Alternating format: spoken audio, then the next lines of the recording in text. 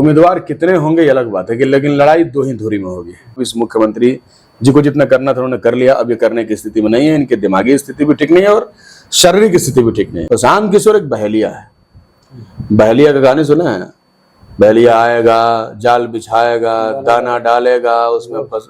तो ये बहेलिया आया है, जाल बिछाया है, पूरा पीला पीला गाड़ी घुमा करके दाना फेंक रहा है, अचानक जाल समेटेगा लेकर भाग जाएगा। पूरा मीडिया ही मोदी जी के गोदी में खेल रहा है, पूरा मीडिया, मेन स्ट्रीम मीडिया यहाँ के जिसके पास 10-15 MLA MP हैं उनका पॉडकास्ट नहीं करता, लेकिन वो प्रशांत किशोर का पॉडकास्ट करता है, दिल्ली में बिठा करके उनका विजन सुना रहा है। सब पैसे से खरीदा हुआ मैटर है, सब पैसे पर मैनेज किया जा रहा है। इसलिए कि हम लोग जैसा आदमी राजनीति में आया है तो जनता के बल पे आया है, पैसे के बल पे नहीं आया। जिस तरीके से बीजेपी वाले पिछली बार चिराग पासवान को लेकर आए थे डैमेज करने के लिए इसको, अब इस बार पता नहीं है प्रशांत किशोर को किसको डैमेज करने के लिए लाए हैं। लेकिन बिहार की जनता सिर्फ भाषण देने वालों को नेता नहीं मानते। पिछले दिनों से मुख्यमंत्री को हम साइलेंट मुख्यमंत्री के रूप में देख रहे हैं। इतनी घटनाएं हो रही हैं, इतना सब कुछ हो रहा है, मुख्यमंत्री चुप है, तो ये अंदेशा तो है कि जरूर, और उनका तबीयत थोड़ा सा खराब रहता है तो जरूर अंदेशा है, उसी अंदेशा पर लोग कहते हैं। उसने कहा कि 71,000 करोड़ रुपए का कोई हिसाब जमा नहीं हुआ, तो घोटाला तो उसी को कहते हैं जिसका हिसाब नहीं होता। इलेक्शन कमीशन का ये राइट नहीं है कि वो हमसे नागरिकता का प्रमाण पत्र मांगे।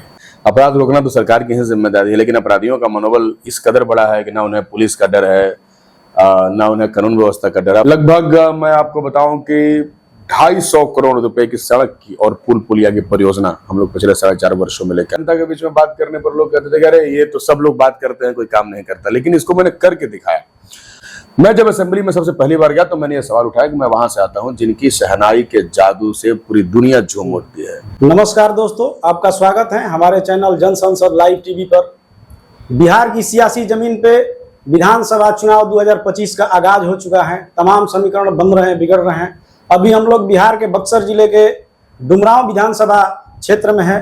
हमारे साथ हैं माननीय विधायक अजीत कुशवाहा जी।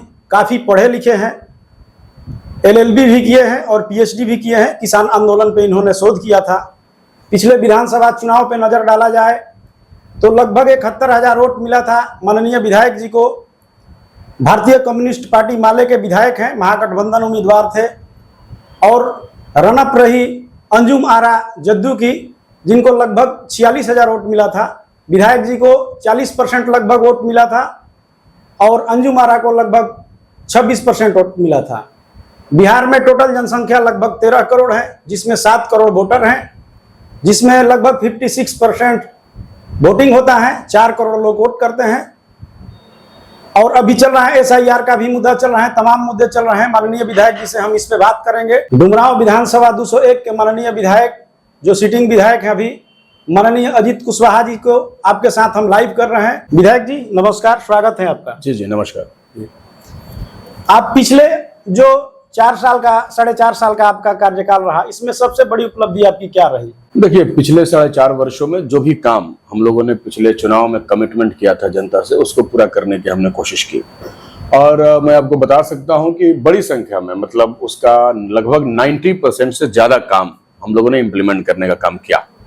जैसे पिछली बार जब हम लोग चुनाव जीते, उसके बाद जनता से हमने फीडबैक लिया, लोगों से बातचीत किया कि आखिर डुमरांव का सबसे महत्वपूर्ण मुद्दा क्या है जिस पर असेंबली में बातचीत होनी चाहिए या जिसको वहां से हल कराया जाना चाहिए। लोगों ने सबसे पहले बताया कि हाँ, बहुत पहले एक बार चर्चा हुई थी कि मेडिकल कॉलेज खुलने वाला है, लेकिन लंबे समय से इस पर कोई बातचीत नहीं कर रहा है, किसी को पता नहीं क्या होने वाला है। मैंने सबसे पहले 2021 के बजट सत्र में, जो मेरा पहला बजट सत्र था, मैंने ये सवाल उठाया कि मेडिकल कॉलेज का क्या होगा। सवाल ने कुछ उल्टा पुल्टा जवाब दिया, लेकिन लगातार चूंकि हमारे पास जमीनें उपलब्ध थी और हमें पता चल गया कि सरकार के पास ये संकल्प है कि वो 38 जिला में मेडिकल कॉलेज खोलना चाहती है। फिर हमने ये सोचा कि अगर 38 जिला में सरकार मेडिकल कॉलेज खोलना चाहती है तो पहला ये दूसरा जिला मेरा क्यों ना हो, इसके लिए हमें कोशिश करना होगा। और हमारे लिए खुशी की बात ये थी कि बक्सर जिला में डुमरांव वो जगह है जहां की खुल सकता है, तो इसके लिए हमने कोशिश किया, लगातार सवाल उठाया। और जब महागठबंधन की सरकार बनी लगभग 2022 में, उस समय हम लोगों ने और पुरजोर तरीके से उठाया, हमारी बातें सुनी गई। और उस समय माननीय मुख्यमंत्री नीतीश कुमार जी और उस समय के माननीय डिप्टी CM सह स्वास्थ्य मंत्री तेजस्वी प्रसाद जी के द्वारा इसका शिलान्यास किया गया। तो ये हमारी बहुत बड़ी जीत थी और एक बहुत बड़ा इन्वेस्टमेंट हेल्थ के सेक्टर में हम लोग 500 करोड़ रुपए का लेकर के आए। इसका पूरा पैसा बिहार सरकार का पैसा है। बिहार सरकार, उस समय हम थे बिहार सरकार में, एनडीए वाले थे ही नहीं बिहार सरकार में, वो केंद्र सरकार में थे। अब एनडीए वाले आरोप लगाते रहते हैं तरह के, वो तो पॉलिटिक्स है। लेकिन ये मैं बता दूं, जनता को इस बात को जानना चाहिए कि महागठबंधन की सरकार में इसकी स्वीकृति हुई और स्वीकृति कराने के लिए हम लोगों ने दिन रात एक किया। दूसरा सबसे बड़ा सवाल, हमारा डुमरांव अनुमंडल 7 प्रखंडों का अनुमंडल है। पूरा बक्सर जिला में 11 प्रखंड है, जिसमें 4 बक्सर जिला में, बक्सर अनुमंडल में पड़ते हैं, 7 डुमरांव में। बावजूद इसके यहाँ पर निबंधन कार्यालय नहीं था, रजिस्ट्री ऑफिस नहीं था, हमारे सुदूर लोगों को जाना पड़ता था वहां। हमने सवाल उठाया और उसी महागठबंधन की सरकार के दरमियान हम लोगों ने इसका उद्घाटन कर दिया। और आज आप जान लीजिए कि डुमरांव में रजिस्ट्री ऑफिस का काम चल रहा है, जो कि बिल्कुल नहीं था।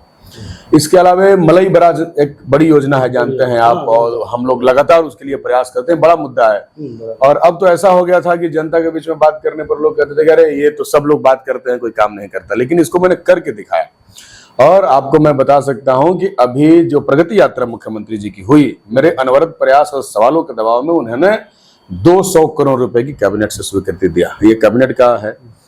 आप जानते हैं कि डुमरांव शहर बहुत ऐतिहासिक शहर है। उस्ताद बिस्मिल्लाह खान साहब का जन्म यहाँ पे हुआ था। लेकिन आप डुमरांव में घूमते हुए आप देख सकते हैं कि उनके नाम पर एक छोटी सी सड़क भी नहीं है जो कि उनके नाम पर है। बिल्कुल यहाँ उनको इग्नोर करके रखा गया। एक ऐसा व्यक्ति, उनको नाम करने से हमारी प्रतिष्ठा बढ़ने वाली है, बावजूद इसके यहाँ के जनप्रतिनिधियों ने, पहले के यहाँ के लोगों ने उनका ख्याल नहीं रखा। मैं जब असेंबली में सबसे पहली बार गया तो मैंने ये सवाल उठाया कि मैं वहां से आता हूं जिनकी शहनाई के जादू से पूरी दुनिया झूम उठती है, हमें उनके लिए आइडेंटिटी चाहिए। हमने मांग किया कि हमारे यहाँ उनके नाम पर एक संगीत महाविद्यालय मिले। 4-4.5 वर्षों के अनवरत प्रयास के बाद मुझे ये खुशी पूर्वक, मुझे गर्व होता है जब मैं इस बात को कहता हूं, क्योंकि ये ऐतिहासिक काम हमने हासिल किया।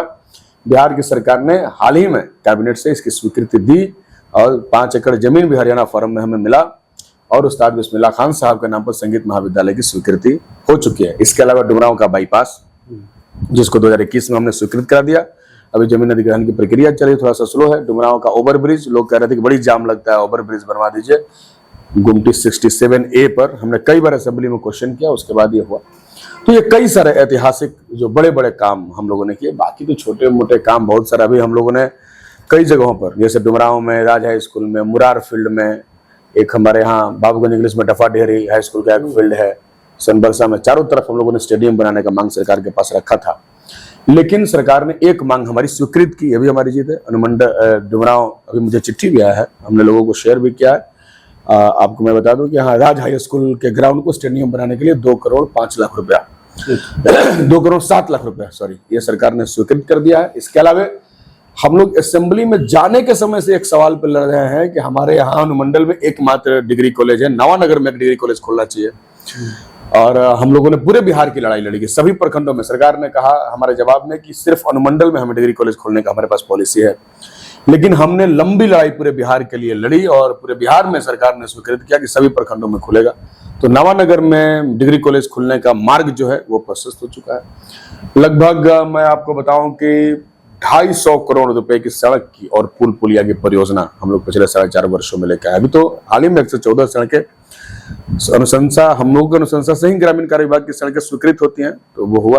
तो कुल मिलाकर 200-250 करोड़ रुपए की सड़क। माननीय विधायक जी, जैसा हम लोग के पास डाटा आया है कि आपके क्षेत्र में लगभग 347 करोड़ का प्रोजेक्ट का स्वीकृति मिला है, जो अभी लटका हुआ है। उस पे मतलब काम आधे अधूरे ही चल रहे हैं या उसी तरह से है, तो इस पे आप क्या कहेंगे? नहीं, परियोजनाएं तो अगर सब अभी हम ऐड कर रहे हैं, अगर आप देखिएगा तो 4.5 वर्षों में लगभग 1000 करोड़ रुपए से कम लेकर हम लोग हैं। 500 करोड़ तो मेडिकल कॉलेज का, 200 करोड़ तो मलई बराज का, 700 करोड़ तो यही हो गया, 250 करोड़ से ज्यादा की सड़कें आप 347 कह रहे हैं, मैं 250 ही कह रहा हूँ, इसलिए कि मैंने 347 करोड़ का प्रोजेक्ट लटका हुआ है। हाँ, ऐसा डाटा मिला है। बिल्कुल। अभी सड़क, मैंने अस्पताल बन रहा है, सब कुछ बन रहा है। अभी तो सारा प्रोजेक्ट जो हम लोगों ने शुरू करवाया है उसमें एक रजिस्ट्री ऑफिस शुरू हो चुका है, हो सका है। बाकी तो सारे प्रोजेक्ट अभी या तो निर्माणाधीन है या निर्माण शुरू होने की प्रक्रिया में है।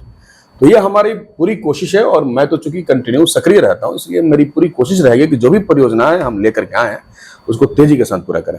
आप लोग विपक्ष में हैं, तो अभी जो आपकी योजनाएं हैं उसमें क्या संघर्ष आपको मिल रहा है, क्या संघर्ष आप झेल रहे हैं? देखिए, सत्ता के अंदर विपक्ष में होना एक बहुत बड़ा चैलेंज का विषय है और बहुत सारी चीजों को हमें झेलना पड़ता है, कई सारी चीजों का सामना हमें करना पड़ता है। बावजूद इसके जो कॉन्स्टिट्यूशनल राइट है, अगर आप ईमानदारी से उसके साथ खड़ा होकर लड़ते हैं तो आप हासिल भी करते हैं। तो हमें बहुत दबाने की कोशिश की जाती रही।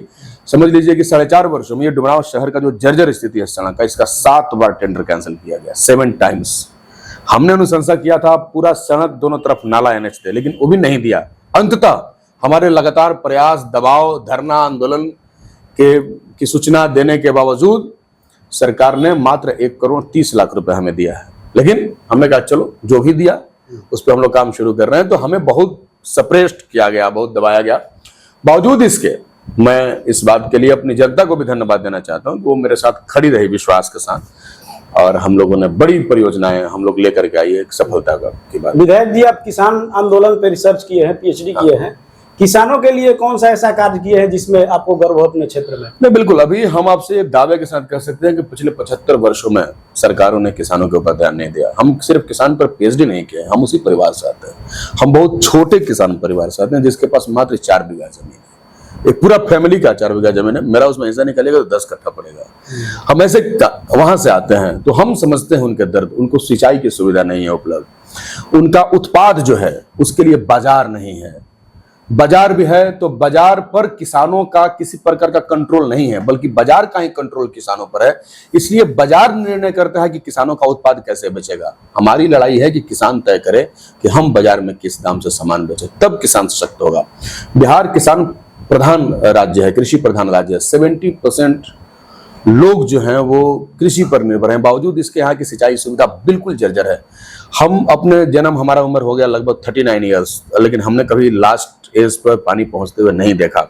हम इसी लड़ाई में तो मैंने 5 वर्षों तक लड़ी। मैंने 100 किलोमीटर की पदयात्रा की मलई बराज को शुरू करने के लिए। 100 किलोमीटर बक्सर ज्योति चौक पर से निकल के हम पूरा चौगाई केसट होते हुए मलिया बाग गए थे, लोगों को संदेश दिए। हमने घोषणा किया था कि हम पैदल पटना में मार्च करेंगे, लेकिन सरकार ने 200 करोड़ रुपए दिया है, तो हमें एक उम्मीद है। हम सिंचाई के लिए आपको जो कदवन में जलाशय है, कदवन एक जगह है जो तिलोथू के आगे पड़ता है, वहां पर जलाशय बनाने की लड़ाई हमारी पार्टी लंबे समय से लड़ रही है। तो हम किसानों के लिए, किसानों को सस्ता बीज मिले, खाद मिले, अच्छे क्वालिटीज का बीज उनको मिल सके, खाद की कालाबाजारी जो है वो बंद होनी चाहिए। तो कई सारे सवाल है। बिल्कुल ये हम आप कह सकते हैं कि किसानों को लेकर के जो भी बजटीय प्रावधान है वो भी लूट का अड्डा बने हुए हैं। सिर्फ उससे कुछ ये उधर करके पैसा निकाला जा रहा है, उससे डायरेक्ट किसानों को लाभ नहीं हो रहा है। अभी हमें किसानों के लिए बहुत कुछ करने की जरूरत है। शिक्षा के क्षेत्र में जैसा देखा जाए कि आपके क्षेत्र में बहुत सारे स्कूल हैं जहाँ टीचरों की कमी है, शिक्षा व्यवस्था अच्छा नहीं है, इस पर आप क्या कहेंगे? आप मेरा पहला भाषण अगर सुनेंगे विधानसभा में, जब हम पहली बार गए थे, लोगों ने हमें पहली बार देखा था, तो मैंने पहला बात कहा था कि हजूर आपने घोषणा कर दिया है कि लड़कियां पास होंगी, BA में तो, इंटर में तो 25,000 देंगे, BA में तो 50,000 देंगे। आप शिक्षकों की बहाली कर दीजिए, आपको पैसे देने की जरूरत नहीं पड़ेंगे। बच्चे पढ़ के इतने काबिल हो जाएंगे कि अच्छा रोजगार प्राप्त कर लेंगे। और उस समय का हालत था कि शिक्षक नहीं थे। 2022 में जब लोग कहते हैं एनडीए वाले की, महागठबंधन वाले क्रेडिट लेते हैं, लेकिन हम ये नहीं कर रहे हैं। हम करें कि आइडियाज जो होते हैं ना वो संतुलित होते हैं और वो सरगर्भित होते हैं। हम सबके आइडियाज, 243 MLAs हैं, ये राज्य उन सबके आइडियाज से चलता है। हम जो मांग हमने किया कि पेंशन बढ़ाइए, तब सरकार ने बढ़ाया। हमने मांग किया कि आशा का बढ़ाइए, रसोईया का बढ़ाइए। हमारी लड़ाई है 5 वर्षों में। आप देखिएगा तो असेंबली में हम लड़ते रहे इसके लिए। हम बेल में गए, हम बाहर गए, सड़क पे प्रदर्शन किए। तो ये कलेक्टिव रिस्पॉन्सिबिलिटी होती है और कलेक्टिव रिजल्ट उसका निकलता है। तो हम लोगों ने जो शिक्षकों की बहाली की लड़ाई लड़ी, उसी के परिणाम में 2022 में BPSC का बहाली हो रही। तो कहाँ BPSC से हो रहा था? शिक्षा मित्र का बहाली हो रहा है, उनको सैलरी नहीं मिल रहा है, लेकिन नौजवानों के बेहतर रोजगार के अवसर भी हम लोगों ने प्रदान किया और विद्यालयों में शिक्षक भी आए। और इतना ही नहीं, आप हमारे यहाँ घूम करके देख लीजिए, आपका चौगाई में ओझा बरावा स्कूल का हम लोगों ने बाउंड्री कराया, जहां पढ़ने का अच्छा व्यवस्था नहीं था। आप राज हाई स्कूल देख लीजिए, पूरा फिजा बदल चुका है, पूरा फिजा बदल चुका है। ऐसा नहीं था राजा स्कूल 20 से पहले।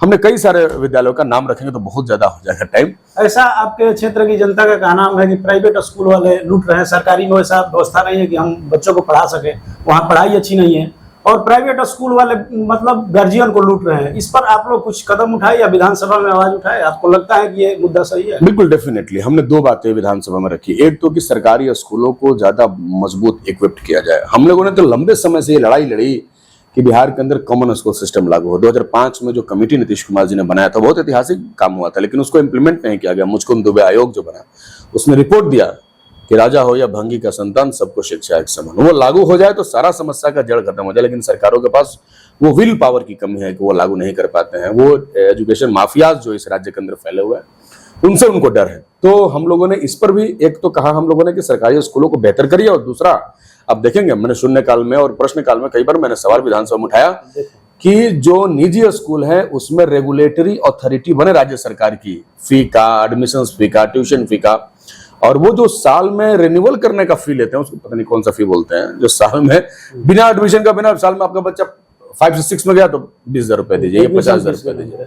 तो ये सब बिल्कुल गरीबों का शोषण है, तो इसके खिलाफ हम लोग हैं। और निश्चित तौर पे अगर हमें कभी भविष्य में सरकार में जाने का मौका मिलेगा तो हम लोग बिल्कुल रेगुलेटरी अथॉरिटी का निर्माण करेंगे। स्वास्थ्य के क्षेत्र में जैसे हम देख रहे हैं पीएचसी सीएचसी का स्थिति खराब है, जैसे क्या आप अपने क्षेत्र में स्वास्थ्य केंद्रों में दौरा करते हैं? कोई ऐसा अस्पताल नहीं होगा जहां मैं नहीं गया हूं, और मेरे जाने से कुछ चीजें हल हुई हैं। लेकिन अभी चूंकि सरकार के पास वो पॉलिसी नहीं है हेल्थ सेक्टर को ठीक करने के लिए। मैंने असेंबली में बोला कि हम 150 किलोमीटर दूर पटना से और 150 किलोमीटर दूर बनारस से जाते हैं। हमारे यहाँ किसी का हार्ट अटैक हो जाता है तो उसको सिर्फ मृत्यु मिलती है रास्ते में जाते हुए, हॉस्पिटल नहीं मिलता। क्योंकि यहाँ अभी बता रहा हूँ, इस सेशन में मैंने सवाल उठाया कि आईसीयू शुरू नहीं है बक्सर में। विभाग ने कहा कि जारी है। अभी पत्रकारों ने पड़ताल करके कल ही द टाइम्स में और कई सारे अखबारों ने छापा कि मंगल पांडे जी झूठ बोल रहे हैं। स्पष्ट उन्होंने लिखा मेरे इस सवाल के जवाब में। तो मैं सारे सेशन, चूंकि मैं मानता हूं कि एजुकेशन, हेल्थ और लोगों के हाथ में काम मिले, इसके अलावा आपको कुछ देने की जरूरत नहीं है। बाकी तो परियोजनाएं हैं, बाकी तो आपको वर्ल्ड बैंक से पैसा मिलता है, कहां से पैसा मिलता है, सड़कें पुल पुलिया बनाते रहिए, लेकिन ये चीज है व्यक्ति के जीवन को बेहतर करने के लिए। इसलिए हम जो भी हमारा विधानसभा का सत्र रहा है, हमने हेल्थ से संबंधित सवाल मजबूती के साथ उठाया है। आज आप जो चौगाई में नया अस्पताल देख रहे हैं, आपको ये मानना पड़ेगा कि उसमें मेरा प्रयास है। 61 में जो नया अस्पताल बन रहा है उसमें आपको मानना पड़ेगा कि मेरा अस्पताल है। आपका अमसारी में, मेरे पास तो फुटेज है, अमसारी गांव में मैं गया अस्पताल का सर्वे करने, वो भी है जहां उसमें भूसौल बना हुआ था। आज जाके देखिए, सड़क के किनारे 2 मंजिला अस्पताल बना है, उसमें डॉक्टर नहीं है। इसलिए मैं बता रहा हूं, एक तो यहाँ 65 डॉक्टर्स का पद सैंक्शन है डुमराव विधानसभा में, मैंने गिन लिया सब 65 डॉक्टर का, और है कितने? ओनली 17 डॉक्टर हैं। अब बताइए कि यहाँ की आबादी है लगभग 5 लाख से ज्यादा, 3 लाख तो वोटर है, तो 5 लाख की आबादी होगी। 5 लाख आबादी पर मात्र 17 डॉक्टर हैं। आप समझ सकते हैं कैसे हेल्थ सिस्टम बेहतर होगा। जब तक डॉक्टर्स, नर्सेज, स्टाफ्स नहीं बढ़ेंगे, बहालियां नहीं होगी, तब तक नहीं हो सकता। इसके लिए मानते हैं मुख्यमंत्री नीतीश कुमार को, सरकार को जिम्मेवार? इसके लिए पूरी सरकार जिम्मेदार है ना। डॉक्टर की बहाली करनी सरकार की है। हम लोग तो कम संसाधनों में कोशिश कर रहे हैं कि हेल्थ सेक्टर को ठीक करें, लेकिन अब नहीं कर सकते। मैं दावे के साथ कह रहा हूं, आपको डॉक्टर की बहाली करनी होगी और डॉक्टर्स के रहने की भी व्यवस्था करनी होगी, तब तो डॉक्टर रहेंगे यहाँ पर। इसलिए हम लोग सरकार से लड़ रहे हैं कि हेल्थ इंफ्रास्ट्रक्चर में सिर्फ बिल्डिंग नहीं होना चाहिए, दवाएं भी होनी चाहिए और डॉक्टर्स और स्टाफ भी होनी चाहिए। पिछले कुछ दिनों में अपराध बढ़ गया है, इस पर आप क्या कहेंगे? अपराधियों का तो मनोबल बड़ा है, अब इसको क्या कहा जाए। इसको तो सीधे तौर पे अपराध कभी भी बढ़ता है किसी भी दौर में तो जिम्मेदारी सरकार की होती है। अपराध रोकना तो सरकार की ही जिम्मेदारी है, लेकिन अपराधियों का मनोबल इस कदर बड़ा है कि ना उन्हें पुलिस का डर है, ना उन्हें कानून व्यवस्था का डर। अब बक्सर जिला में है, बक्सर जिला बहुत शांत रहने वाला जिला है, लेकिन आप देखिए पिछले कुछ दिनों से लगातार हत्याएं, मर्डर और पूरे राज्य के अंदर हो रहा है। तो ये तो बहुत दुखद है। राज्य सरकार को कानून व्यवस्था के बारे में बहुत गंभीरता से विचार करना चाहिए। आप छात्र आंदोलन से निकले हुए नेता हैं, आप वामपंथी विचारधारा के हैं, समाज में कैसे तालमेल बिठा पाते हैं? समाज में पूरा तालमेल है। हम लोग यही, हमारा क्या है, कम्युनिस्ट पार्टी का सिंपल विचार है कि मनुष्य के द्वारा मनुष्य पर शोषण बंद होना चाहिए। तो जो शोषण करते हैं हम उनके विरुद्ध रहते हैं, शोषितों के पक्ष में। हम चाहते हैं कोई शोषण ना करे। यदि समाज में कोई व्यक्ति किसी का शोषण नहीं करेगा तो समाज में शांति रहेगा। लेकिन कुछ लोग चाहते हैं कि शोषण हो और उसके विरुद्ध कोई नहीं बोल करके शांति पैदा करे। बात आप समझ रहे हैं मेरी बात? कुछ लोग शांति को इस रूप में व्याख्या करते हैं कि कोई शोषण कर रहा है और आप विरोध नहीं करें तो शांति है भाई, चलो। ये तो ठीक नहीं है ना। आप शोषण पर रोक लगा दीजिए, फिर शांति रहेगा। तो हम लोग तो बिल्कुल पूरे समाज में, हम पिछले 5 वर्षों में कोई भी व्यक्ति खड़ा होकर नहीं बता सकता कि हमने किसी के खिलाफ कोई पैरवी किया या कुछ किया। हम अपने काम में रहते हैं। हमारा ये कार्यालय है, आपने किसी शायद एमएलए का कार्यालय ऐसा देखा होगा, ऐसा कार्यालय आप वीडियो सीओ का देखते होंगे या किसी अधिकारी का। ये मेरा कार्यालय है जहाँ सुबह से 8 बजे से ये कार्यालय खुल जाता है और मुझे लगता है कि हजारों लाखों लोग पिछले 5 वर्षों में हमारे पास आए हैं और मैं सबका काम करता हूँ। मैं किसी से, आप पूछ सकते हैं ना, किसी से मैं जाति पूछता हूँ, ना धर्म पूछता हूँ, जो भी आते हैं मैं उनका काम देखता हूँ। मुझे लगता है कि हमारे प्रयास से इनका काम हो जाएगा तो मैं उसके लिए प्रयास करता हूँ। आप महागठबंधन के उम्मीदवार हैं, अगर सीट एडजस्टमेंट में अगर ये सीट किसी और को अलॉट हो जाए, किसी और पार्टी को, उस समय आप चुनाव लड़ेंगे, क्या करेंगे? देखिए, हम लोग पार्टी के समर्पित कार्यकर्ता हैं, हम पार्टी के सिपाही हैं, पार्टी से जुड़े हुए लोग हैं, हम तो ऐसे हैं नहीं। संगठन ने हमें जिम्मेदारी दिया है कि आपको यहाँ से चुनाव लड़ना है। संगठन अगर कल हमको कोई और जिम्मेदारी देगा तो हम हंसी खुशी चले जाएंगे। ये हमारा संगठन के प्रति अपना कमिटमेंट है। आप नीतीश कुमार का कार्यकाल कैसे देखते हैं? देखिए, नीतीश कुमार जी का कार्यकाल हम क्या बताएं। नीतीश जी के कार्यकाल के इस 20 वर्ष में हम लोग तो जब से आए हैं, मैंने 2005 में ही हम लोग ग्रेजुएशन BA पार्ट 1 में मेरा एडमिशन हुआ और तब से तो उन्हीं को मैं देख रहा हूँ। और वास्तविकता ये है कि अभी जो आर्थिक सर्वेक्षण हुआ था 2022-23 में, उस सर्वेक्षण में ये रिपोर्ट आया है कि राज्य की लगभग 95 लाख से ज्यादा ऐसा परिवार है जो 6,000 रुपए की मासिक आमदनी पर अपनी जिंदगी गुजर बसर कर रहा। ये रिपोर्ट सरकार के अधिकारियों द्वारा बनाई गई रिपोर्ट है। मैं मानता हूं कि हम रिपोर्ट बनाएंगे तो जरूर उसमें कुछ बढ़ जाएगा। तो 95 लाख से लगभग 1 करोड़ ऐसे परिवार होंगे जिनकी मासिक आमदनी 6,000 रुपए से कम है। 1 करोड़ का मतलब लगभग 5 करोड़ आबादी, 5 करोड़ लोगों का पारिवारिक आमदनी जो है 6,000 रुपए है। 6,000 का मतलब अगर एक परिवार 5 कैबिनेट मानिए तो 200 रुपया, 200 रुपया मतलब एक दिन में 40 रुपया एक दिन आदमी का। एक दिन में एक आदमी के मात्र 40 रुपया आमदनी है इस राज्य में। अब आप ही बताइए कि आप बिहार को किस रूप में देखते हैं। अच्छा, अभी SIR का मुद्दा चल रहा है, इस पे आपके गठबंधन वाले लोग घेर रहे हैं सरकार को, इसके विषय में आप क्या? देखिए, SIR पर हमारा एक लाइन में स्पष्ट करना है। इलेक्शन कमीशन का यह राइट नहीं है कि वो हमसे नागरिकता का प्रमाण पत्र मांगे। अगर इलेक्शन कमीशन को लगता है कि मैं गलत वोटर हूं तो मेरा नाम काटे, हम दावा करने का मौका दे। जो पिछले 30 वर्षों से 40 वर्षों से मतदाता है या पिछले 10 वर्षों से मतदाता, उनसे कागज मांगने का अधिकार किसने आपको दिया? आप हमको मतदाता सूची से डाउटफुल मतदाता के नाम पर हटा सकते हैं, लेकिन आप हमसे मांग क्यों सकते हैं? आप किस आधार पर मांग रहे हैं? तो कुल मिलाकर के इलीगल तरीके से हो रहा है और जो पहले से उपलब्ध दस्तावेज है उसको मान्य नहीं कर रहे हैं। पूरा सब कुछ आधार कार्ड पे हो रहा है। आधार कार्ड बनाने के लिए आपका रेटिना लीजिए, 5 उंगली लीजिए। पहले कहा गया कि भैया आधार कार्ड नहीं बनाएगा तो खाता बंद हो जाएगा, जहाज में नहीं जाएंगे, रेल में नहीं जाएंगे, सब कुछ के लिए आधार कार्ड। अब ये कह रहे हैं कि आधार कार्ड मान्य नहीं होगा। ऐसा डॉक्यूमेंट्स मांग रहे हैं जिसको लोगों को बनवाना पड़ेगा। अंचलों के अंदर भ्रष्टाचार जानते हैं। जन्म प्रमाण पत्र सबके पास नहीं है, जाति आवासीय सब बना कर नहीं रखते हैं, सबके पास जमीनें नहीं है सबके नाम पर, तो कैसे होगा? तो अब इन्होंने सबको लाइन में खड़ा कर दिया। पहले कोरोना के समय में सरकार ने लाइन में खड़ा किया, नोटबंदी में लाइन में खड़ा किया, और इन लोगों ने सबको लाइन में खड़ा करा के सबको प्रखंडों का चक्कर लगाने के लिए मजबूर कर दिया। अब प्रखंड के कर्मचारी मालामाल हो रहे हैं, सब शोषण कर रहे हैं, 100 रुपया, 200 रुपया, 500 रुपया लोगों से तहसील रहे हैं। यही चल रहा है तमाशा। इसके लिए नीतीश सरकार को जिम्मेवार मानते हैं एनडीए पूरा एनडीए। हमें तो विधानसभा में नीतीश जी से कहा कि सब कुछ हो रहा है, इस पर अपना पक्ष रखिए। तो राजनीति में तटस्थ रहने वाला भी दोषी होता है। आप जब राजनीति में हैं तो आप ये कह करके टाल दे कि नहीं इलेक्शन कमीशन कर रहा है, हम तटस्थ होंगे, ऐसा नहीं होता है। आपको बोलना पड़ेगा, पॉलिटिक्स में है, आपको रिस्पॉन्सिबिलिटी लेनी पड़ेगी। अगर वो नहीं ले रहे हैं तो डेफिनेटली वो दोषी है।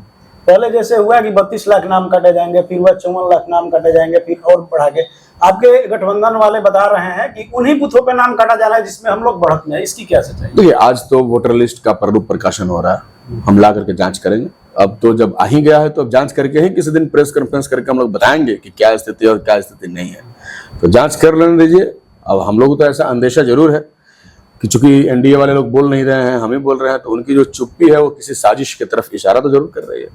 तो इशारा हमें बता रहे हैं कि हमारे वोट काटने की साजिश तो है। तो अब जब आ ही रहा है तो जांच करके हम लोग रिपोर्ट बताएंगे 10-15 दिन में।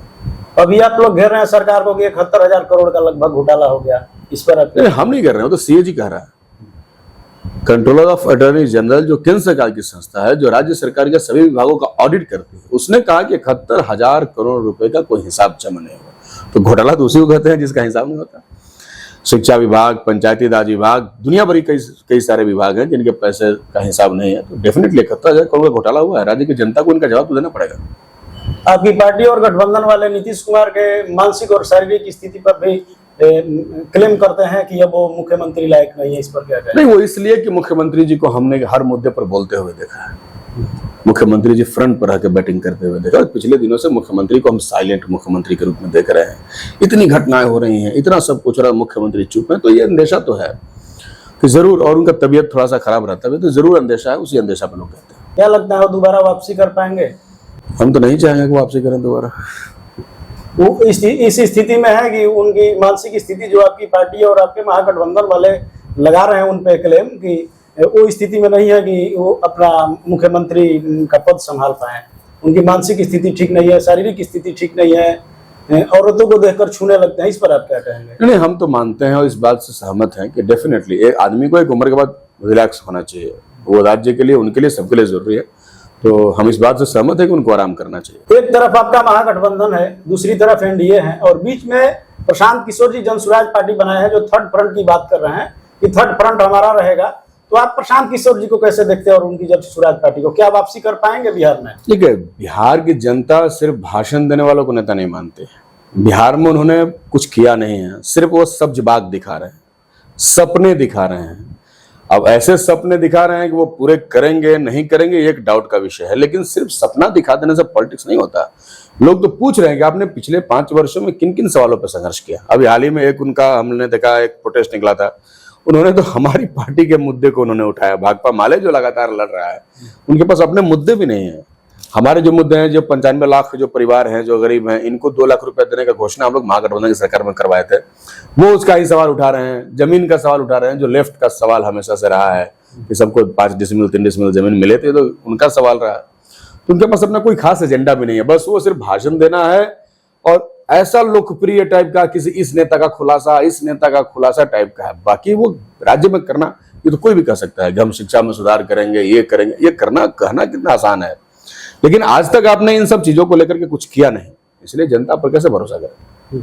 आपकी पार्टी जो महागठबंधन वाले हैं कहते हैं कि वो बीजेपी की बी टीम है, इसमें क्या सच्चाई है? अब ये दावा कितना सही है कितना गलत है ये तो आने वाला समय में पता होगा, लेकिन ये तो बात सही है कि वो बीजेपी के साथ काम करते रहे हैं, पहले से काम करते रहते हैं। हो सकता है कि बीजेपी वाले उन्हें लाए होंगे, जिस तरीके से बीजेपी वाले पिछली बार चिराग पासवान को लेकर आए थे डैमेज करने के लिए नीतीश को। अब इस बार पता नहीं है प्रशांत किशोर को किसको डैमेज करने के लिए लाए हैं, लेकिन हो सकता है कि ये लोग लाए हों। प्रशांत किशोर जी जब बीजेपी अध्यक्ष दिलीप जायसवाल को बोल रहे थे तो उसमें राबड़ी देवी को भी घसीटे कि राबड़ी देवी भी बोलती है कि हमारे मुंह बोला भाई है दिलीप जायसवाल, और उनको भी उसी भ्रष्टाचार में लिप्त करना है। इस पे आप क्या कहेंगे? ये उनका बात है, उनका कुछ है। अब वो तो सबके साथ काम किए हैं, बीजेपी के साथ काम किए हैं, नीतीश जी के साथ काम किया और देश के कई सारे नेताओं के साथ काम किया। तो काम करने के साथ साथ उनको अंदर का कुछ सूचनाएं प्राप्त होती होंगी, वही सूचनाएं वो लिख कर रहे हैं और कुछ नहीं कर रहे हैं। अब ये महागठबंधन वाले कह रहे हैं कि उनके पास कार्यकर्ता नहीं, वो स्टाफ भर्ती कर रहे हैं, पैसों के बल पे कर रहे हैं। ये राजनीति को बर्बाद कर रहे हैं और गरीबों के बच्चों के हाथ से राजनीति छीन रहे हैं। इसलिए कि हम लोग जैसा आदमी राजनीति में आया है तो जनता के बल पे आया है, पैसे के बल पे नहीं आया। आज वो कार्यकर्ता पैसे के नाम पर बहाली कर रहे हैं। ये तो पूरा सिस्टम, तो कल तो वही राजनीति में आएगा जो कार्यकर्ताओं को पैसा देगा, और जिसके पास जो ईमानदार होगा, लड़ाकू होगा, विजनरी होगा, पैसा नहीं होगा तो पॉलिटिक्स हो नहीं सकता। तो पूरा पॉलिटिक्स को कारपोरेट का रखेल बनाने की दिशा में ये आदमी लेके जा रहा है प्रशांत किशोर जी। डेफिनेटली ये गलत है। आप इतना पैसा पानी की तरह बहा रहे हैं, कहां से इतना पैसा आ रहा है? इसका हिसाब उनको देना चाहिए। इतना पैसा पॉलिटिक्स में खर्च करने, कोई बिजनेस है क्या? कोई स्टील का फैक्ट्री खोल रहे हैं आप? कितना पैसा आपने इन्वेस्ट किया, ये कहां से पैसा आ रहा है? और जो भी पैसे लगा रहे हैं वो इतने मूर्ख तो नहीं है, वो क्यों पैसे लगा रहे हैं? तो पॉलिटिक्स को ज्यादा महंगा और गरीबों के रिच से बाहर करने की कोशिश है प्रशांत किशोर की। क्या आप ये कहना चाहते हैं कि वो पैसा खर्च कर रहे हैं लेकिन ग्राउंड पे उनका कोई जनाधार नहीं है? ग्राउंड पे उनका कहां जनाधार है? 1 महीना में ग्राउंड पे जनाधार बनता है? हम लोग इसे पार्टी को पार्टी बनाने में 50 साल लग गए, बीजेपी को सत्ता में आने में 100 साल से ज्यादा लग गए। ये कैसे आ जाएगा भाई? तो ये पैसे पानी की तरह बहा करके चाहते हैं कि मीडिया प्रचार, मीडिया हाइप, उनको लोग कैसे जानते हैं? पोस्टर से, बैनर से, पीली पीली गाड़ियों से, इसी से तो लोग जानते हैं। कार्यकर्ता से, संघर्ष से तो लोग नहीं जानते हैं।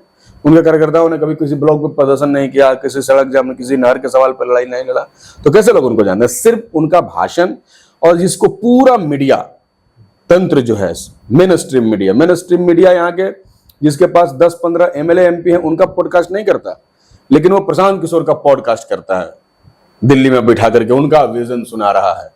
सब पैसे से खरीदा हुआ मैटर है, सब पैसे पर मैनेज किया जा रहा है। मीडिया में तो हाइप क्रिएट है प्रशांत किशोर जी का, जहां देखिए, जिस सोशल मीडिया में देखिए प्रशांत किशोर जी ही देख रहे हैं। तो मीडिया को किस रूप में आप देख रहे हैं? नहीं, मीडिया तो मेन स्ट्रीम मीडिया खासतौर पर वो पूरा का पूरा कारपोरेट का गुलाम हो चुका है। कारपोरेट का पैसा लगा, जो उनको पैसा देते हैं उनका काम करते हैं, उनका पूरा सिस्टम ही ऐसा है। वो पेड सिस्टम है, आप पैसा दीजिए आपका लगाएंगे। हम लोग पैसा नहीं देते, हम नहीं चलाते हैं। हम पैसा कहाँ से दे भाई? हम तो राजनीति में पैसा कमाने के लिए आए नहीं। हम तो राजनीति में लोगों के अधिकारों की रक्षा करने के लिए आए हैं, लोगों को अधिकार दिलाने के लिए आए हैं, लोगों के लिए लड़ने के लिए आए हैं। तो ये पैसे के नाम पर जो पॉलिटिक्स हो रहा है, मीडिया मैनेजमेंट हो रहा है, इससे मीडिया भी बर्बाद हो रहा है। जो अच्छा लोग काम करने वाले लोग मीडिया में वो भी कोफ्त महसूस कर रहे हैं, और जो पॉलिटिक्स करने वाले सही में लोग हैं वो भी बहुत अपने आप को कमजोर महसूस कर रहे हैं। क्या आप ऐसा इल्जाम लगा रहे हैं कि बीजेपी मीडिया मैनेज करती है, प्रशांत किशोर जी मीडिया मैनेज करते हैं? पूरा मीडिया ही मोदी जी के गोदी में खेल रहा है, पूरा मीडिया। अभी ट्रंप ने बोला कि इंडिया इज डेड इकोनॉमी, किसी ने चलाया? किसी मीडिया वाले नहीं चला। कितना बड़ा सवाल है। एक तरफ बीजेपी कहती है, मोदी जी कहते हैं कि भारत दुनिया का चौथी अर्थव्यवस्था बन रहा है, और ट्रंप कह रहा है कि India is the dead economy. तो इसका तो जवाब देना चाहिए ना। तो ना मीडिया वाले जवाब दे रहे हैं, ना बीजेपी वाले जवाब दे रहे हैं, यही मीडिया वाले हैं। सिंदूर पर, ऑपरेशन सिंदूर पर बहस हुआ और पूरी सरकार सख्ते में आ गई, जवाब नहीं दे पाए। राहुल गांधी ने तो सवाल उठाया कि कहिए कि ट्रंप ने जो है सीज़फायर नहीं रुकवाई। ये तो मोदी जी नहीं कह पाए, वो जो है घुमा करके दूसरी बातें कहने लगे, वो नहीं कह सके। इसलिए और मीडिया भी जो चढ़ाई करता था पाकिस्तान पर, पाकिस्तान के कई सारे शहरों पर चढ़ जाएंगे, ये कर जाएंगे, वो जो पूरा हाइप बनाया गया, जो र्यूमर बनाया गया पूरे मीडिया के द्वारा, उससे तो स्पष्ट जाहिर होता है कि मीडिया बिल्कुल मोदी जी के गोदी में समाया हुआ है। और आजकल मीडिया का कंटेंट संपादक नहीं, भाजपा और आरएसएस के नेता तैयार कर रहे हैं। जब सम्राट चौधरी और तेजस्वी यादव जी के बीच में तूतू-मैं हो रहा था, कुछ अश्लील बातें भी बोली गई, क्या उस समय आप सदन में मौजूद थे? हाँ, मैं था। क्या उस पर सोचते हैं, कैसा विचार रखेंगे आप? नहीं, सम्राट जी की भाषा बिल्कुल गलत है। विधानसभा के अंदर जब आप बैठते हैं तो पूरी राज्य की जनता आपको देखती है, आपको लोग फॉलो करते हैं, और आप ऐसी भाषा का इस्तेमाल करिएगा। माननीय डिप्टी सीएम तेजस्वी जी हमारा पक्ष रख रहे थे, उनको बोलने का मौका मिला था, उनका टाइम था बोलने का, तो उसमें बिना मतलब का इन्होंने कहा, तेजस्वी जी ने यही तो कहा कि अजीत अंजुम जी जो एक अच्छे पत्रकार हैं, ईमानदार, उन पर आपने केस कर दिया। सम्राट जी ने कहा कि वो फर्जी पत्रकार, इन्होंने कहा कि फर्जी का तय करने का अधिकार आपको है। तो वो खड़ा होकर बोलेंगे कि ये क्या बोलेगा इसका बाप, ये सब नहीं होता है। आप आरोप सही लगाइए। ये प्रशांत किशोर जी ने असंसदीय भाषा का ही नहीं बल्कि अमर्यादित भाषा का भी उन्होंने इस्तेमाल किया, जो कहीं से भी सही नहीं है। सदन की गरिमा गिरा रहे हैं ये लोग? नहीं, बिल्कुल बिल्कुल। बीजेपी के लोगों के पास तो सदन का कोई ज्ञान ही नहीं है। वो सीधे तौर पे सदन के अंदर बैठते हैं और बहुत अश्लीलता के साथ और बहुत गलत तरीके से सदन को लीड करने का कोशिश करते हैं। अभी आपके महागठबंधन के एक नेता है वीरेंद्र सिंह, जो अभी चल रहा है, भाई वीरेंद्र जी, तो वो सचिव जी को धमकाए हैं। तो विपक्ष आरोप, जो सत्ता में है वो लोग आरोप लगा रहे हैं कि महागठबंधन वालों का, आरजेडी वालों का यही विचारधारा है। इस पे आप कहते हैं? कोई बात सुनता है ब्लॉक में? अभी आप चलिए डुमराव अंचल में पैसा का वसूली शुरू है, विधायक करेगा क्या? एक मृत्यु प्रमाण पत्र बनाने महिला गई और उसका मृत्यु प्रमाण पत्र इतने दिनों से नहीं बना रहा। अगर बना देता तो महिला विधायक के पास आती क्या? हमारे पास भी लोग आते हैं तो गुस्सा तो आता है कि एक काम जो उसको तुरंत कर देना है, क्यों दौड़ा रहा है एक मजबूर महिला को? क्यों नहीं गुस्सा आएगा? शब्द, भाषा, भावना कुछ भी हो, लेकिन वो एक कर्मचारी 3 महीना से काम कर रहा है, वो अपने क्षेत्र के एमएलए को नहीं पहचानता है। ऐसा हो सकता है? वो तो खुद ही मिसलीड कर रहा है पूरे मीडिया को और पूरे लोगों को। बीजेपी की मानसिकता है कि ऐसे कर्मचारियों को वो मनोबल बढ़ा रही हैं जो अपने जनप्रतिनिधि को नहीं पहचानते हैं। परीक्षा में सवाल पूछा जाता है कि आपका प्रधानमंत्री कौन है, आपका राष्ट्रपति कौन है, आपका मुख्यमंत्री कौन है, क्यों पूछा जाता है? जनरल नॉलेज क्यों होना चाहिए? किसी भी एक कर्मचारी से, छोटे छोटे कर्मचारी से ये उम्मीद करती है सरकार कि उसका जनरल नॉलेज ठीक होगा। जिसका जनरल नॉलेज ही ठीक नहीं है उसको नौकरी करने का राइट किसे है? भाई वीरेंद्र जी के भाषा को आप कैसे देखते हैं? नहीं, उन्होंने जो भी कहा वो उस समय के गुस्से की एक अभिव्यक्ति थी। एक महिला आकर के रो रही थी, भाई कि हमारा इतने दिनों से दौड़ा रहा है, काम नहीं कर रहा, तो वो एक गुस्से का अभिव्यक्ति है। वो आपको भी आ सकता है कई बार, उस पर आप मत जाइए। एक सरकारी कर्मचारी को जूते से पीटने की बात? बिल्कुल नहीं, पीटने का काम उन्होंने नहीं किया, ऐसा नहीं है। जूते से पीटने की बात बोले? नहीं, बात बोलना वही तो मैंने कहा कि वो एक गुस्से का अभिव्यक्ति था। शब्द हो सकते हैं गलत, लेकिन उनकी भावना, उनका मनोभाव गलत नहीं था। तो वही था कि जिस महिला को आप परेशान कर रहे हैं, क्यों परेशान कर रहे हैं? लगातार परेशान किया जा रहा है। सारी महिलाएं जाती हैं, जन्म प्रमाण पत्र, मृत्यु प्रमाण पत्र नहीं सब करता है, सब बदमाशी करता है, सब 100-200 रुपया, 1000 रुपया के लिए उनको दौड़ाते रहता है दिन भर। आप ये कहना चाहते हैं कि नीतीश सरकार में भ्रष्टाचार चरम पे है? एकदम चरम पे है। मैं नहीं कह रहा हूं, राज्य की जनता कहेगी। कोई म्यूटेशन दाखिल खारिज बिना पैसे का होता है क्या?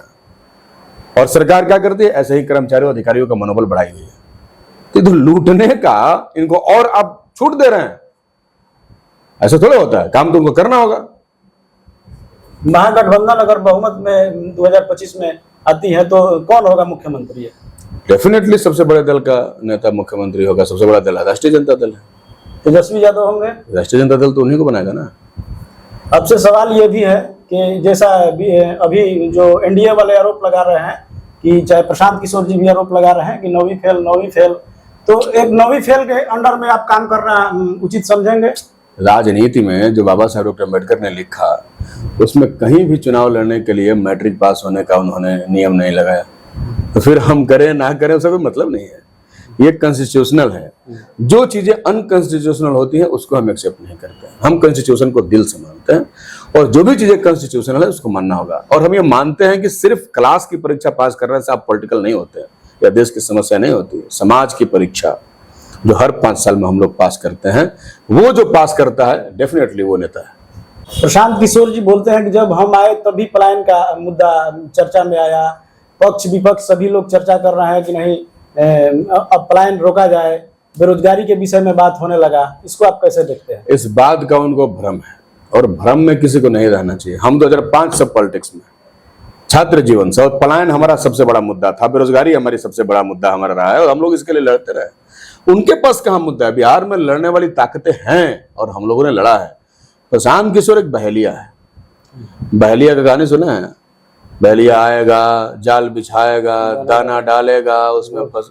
तो ये बहेलिया आया है, जाल बिछाया है, पूरा पीला पीला गाड़ी घुमा करके दाना फेंक रहा है। अचानक जाल समेटेगा, लेकर भाग जाएगा। ग्राउंड पे क्या स्थिति रहेगी प्रशांत किशोर की? प्रशांत किशोर ऐसे होगा कि किंग मेकर भी बन सकते हैं? कुछ नहीं, नथिंग। किंग मेकर कहां से बन जाए? कोई किंग मेकर नहीं बनने वाला है इस बार। डायरेक्ट किंग बनने वाला है महागठबंधन। प्रशांत किशोर का जनाधार कितना है ग्राउंड पे पूरे बिहार में? इसके विषय में आप क्या सोचते हैं? मैं क्या कहूँ, आप जाके देख सकते हैं। जनाधार इनके पास कहाँ है, ऐसे ही भाषण देते हैं। आपके विधानसभा क्षेत्र में क्या स्थिति है? कोई स्थिति हमारे क्षेत्र में नहीं। हमारे क्षेत्र में जो भी लोग हैं वो हमारे साथ हैं। आप अभी जो विधानसभा चुनाव 2025 आ रहा है, किन मुद्दों को लेकर आप जनता के बीच में जाएंगे? हमारे यहाँ चुनाव में डेफिनेटली, इस चुनाव में हमारा पहला तो है कि हमने जितने कार्यों को शुरू किया है उसको पूरा कराना हमारी प्राथमिकता होगी। हमने सारे सेक्टर्स में काम किया, हेल्थ में, एजुकेशन में। और हम लोग का सबसे बड़ा काम है कि हम पलायन को रोकें और यहाँ पर रोजगार सृजन करें। और जो एग्रीकल्चर लैंड है, यहाँ पे किसानों की संख्या ज्यादा है, तो कृषि आधारित उद्योग हम स्थापित करें ताकि जो भी यहाँ पर उद्योग धंधा स्थापित हो वो किसानों से माल खरीदें। हम मलई बराज को शुरू कराने की दिशा में आगे बढ़ेंगे। हम प्रखंडों में कॉलेज और अन्य महिला कॉलेजेस को स्थापित करने की दिशा में आगे बढ़ेंगे। हेल्थ सेक्टर्स में जो डॉक्टर का सबसे बड़ा कमी की वजह से हेल्थ इंफ्रास्ट्रक्चर गड़बड़ चल रहा है, उसको हम लोग का ठीक करने की हमारी प्राथमिकता होगी। आपके कार्यकाल की सबसे बड़ी उपलब्धि आपके अनुसार क्या है? बिल्कुल, कौन सा काम किया? मेडिकल कॉलेज सबसे बड़ी उपलब्धि है। पिछले विधानसभा चुनाव 2020 में अपने विरोधियों को बड़ा मार्जिन से, लगभग 25,000 वोटों से आपने जीत हासिल किया, मात दिए थे। इस बार आपको क्या लगता है कि आप उसी तरह वापसी कर पाएंगे? जैसा हम लोग देख रहे हैं कि जद्दू वाले भी एक अपना दमदार उतारेंगे और 4 बार के विधायक रहे पूर्व मंत्री ददन पहलवान भी इस बार होंगे यहाँ से उम्मीदवार। तो आप कैसे देखते हैं, क्या चैलेंज आएगा आपकी? देखिए, उम्मीदवार कितने होंगे ये अलग बात है कि, लेकिन लड़ाई 2 ही धुरी में होगी, महागठबंधन वर्सेस एनडीए। और एनडीए को स्टेट लेवल पर भी जनता ने देखा 20 वर्षों से, ऐसे भी वो जाने वाली है। मुख्यमंत्री जी ऐसे भी जाने वाले हैं। लोग ये बात को मान चुके हैं कि अब इस मुख्यमंत्री जी को जितना करना था उन्होंने कर लिया, अब ये करने की स्थिति में नहीं है। इनकी दिमागी स्थिति भी ठीक नहीं है और शारीरिक स्थिति भी ठीक नहीं है। तो ऐसे वो जाने वाले हैं और महागठबंधन को राज्य भर में बड़ी मार्जिन मिलने वाली है। और हम लोगों ने जो विधानसभा के अंदर लोगों के लिए काम किया, हमने गरीबों का घर टूटने से बचाया, उनकी बिजली की लड़ाई लड़ी, उनके सेहत की लड़ाई लड़ी, तो इससे हमारा जो है वो आधार में बहुत बढ़ोतरी हुआ है। इसलिए इस बार हमारा मार्जिन डेफिनेटली पहले से दोगुना होगा। अभी हम आपको लाइव किए थे बिहार के बक्सर जिला के डुमरांव क्षेत्र के माननीय विधायक अजीत कुशवाहा जी। काफ़ी पढ़े लिखे हैं, एलएलबी किए हैं, पीएचडी किए हैं, किसानों के आंदोलन पे रिसर्च किए हैं और क्षेत्र की जनता भी संतुष्ट है जहां तक हम लोग अपना सर्वे दिखा रहे हैं। हम फिर आपसे मिलेंगे और आपको फिर किसी प्रतिनिधि से जोड़ते हैं। तब तक के लिए नमस्कार, धन्यवाद। धन्यवाद। शुक्रिया।